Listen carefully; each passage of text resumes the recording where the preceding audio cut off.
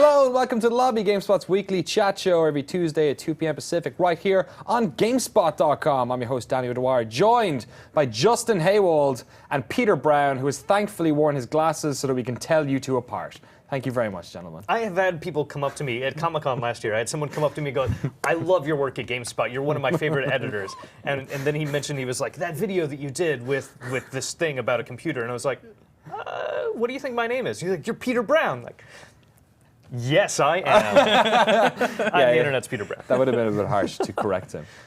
Peter Brown, though, we're so happy to have you on so you can tell us all about you two's favorite Resident Evil game, Revelations 2. Is that a U2 joke? Yeah, do you remember that fucking Tomb Raider song? No. Woo! Wasn't that a... I'll just say yes so we can move along. Woo! All right. I have no idea. I got my one U2 reference in for this week. Okay. Resident Evil Revelations 2 Part 1. Episode 1? Episode 1. I guess. This is the first of a 4-part Resident Evil sequel to Revelations, the 10th game, I think, in the Resident Evil franchise. Yeah, well, I don't know. Well, core franchise. We just get rid of those light gun games, just put them over there, and maybe some Well, of the not quite handheld 10th if you're going by the core games. Is no? Veronica? You count that one? No, yeah, we count that. Tell me about Chapter 1, because I know you've played some more, but you can only talk about that one. So the review went up on GameSpot today. Yeah. What do you think of it so far? I gave it a 7, so it's technically a good game. Great. All right, that's that section done. It's very fitting that it's an episode because Capcom is treating this like a TV show, you know, like it ends with next week on Resident Evil Revelations and this and that. But it is next week, right? Yeah, they're doing it in weekly episodes. When the last one comes out, you can actually buy the game and you'll get 2 extra episodes. Oh. Which is a bit interesting. But anyway, you know, it's good so far as Resident Evil games go. It's certainly not the scariest. It's not the worst either, but... it seems to play more into the more modern Resident Evils as far as, like, camera angles and the way that you go around below and shit up and shooting everything. Yeah, I mean, obviously there are no fixed camera angles. It kind of feels a little bit like Resident Evil 4 and 5 when it comes to the action sequences. It's not as over the top as 6, thank God. This is set between 5 and 6, right? In timeline-wise. Possibly.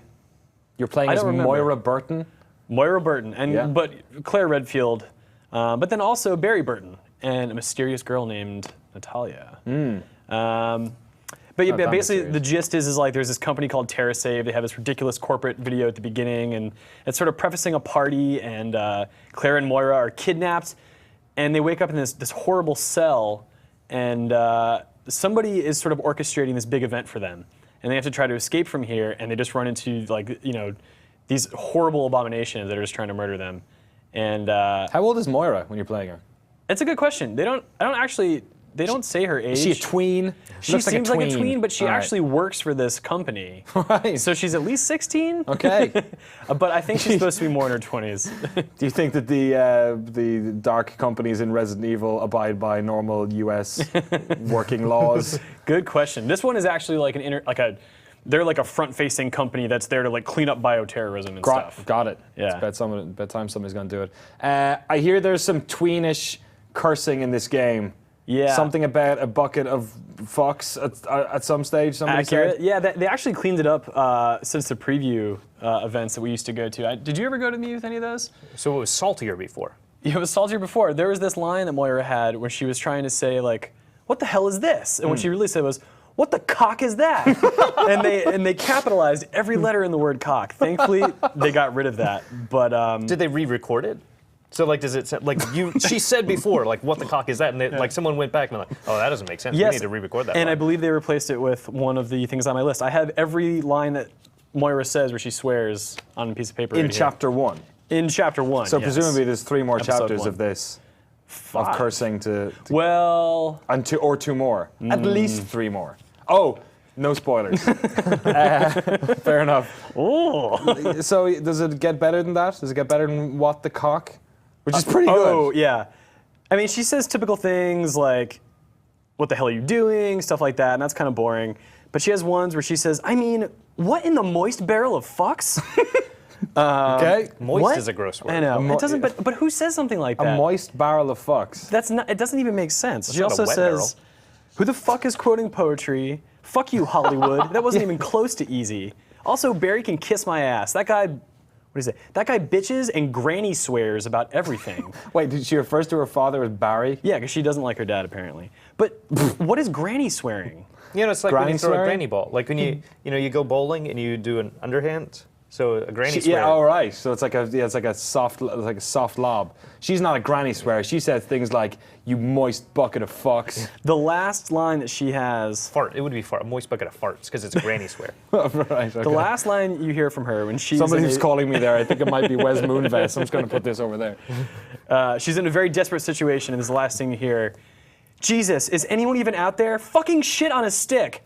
Okay. That's how her character closes out episode 1. Great. Is just swearing up a storm. And like, I don't know, she plays an important role in the plot, but otherwise she just seems like she's there to sort of be this angsty, like young, brash person. But I don't think anyone who wrote this game has ever talked to anyone.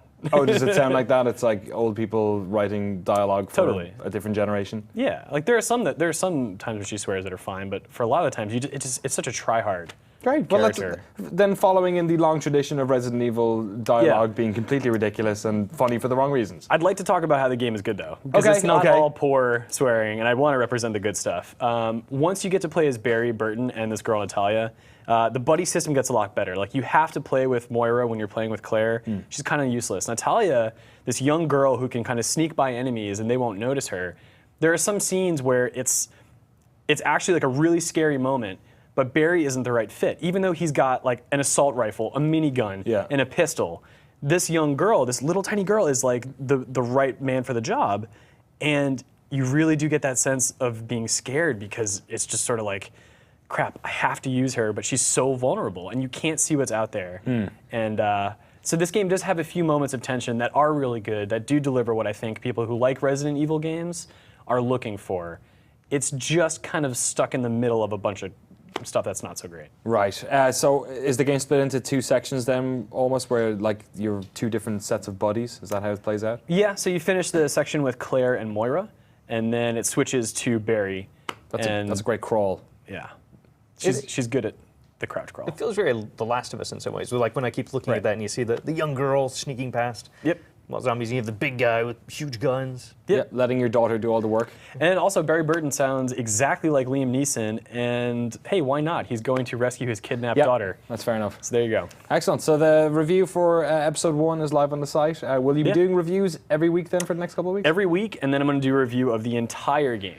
Right, which will also be, there's a boxed version as well. Like it's legit, yeah. So And if I think that's the only way you get the extra 2 episodes. I could be wrong. You might be able to buy a season pass. That would make sense, but... Cool. All right. We will look forward to talking to you next week on the lobby about episode 2.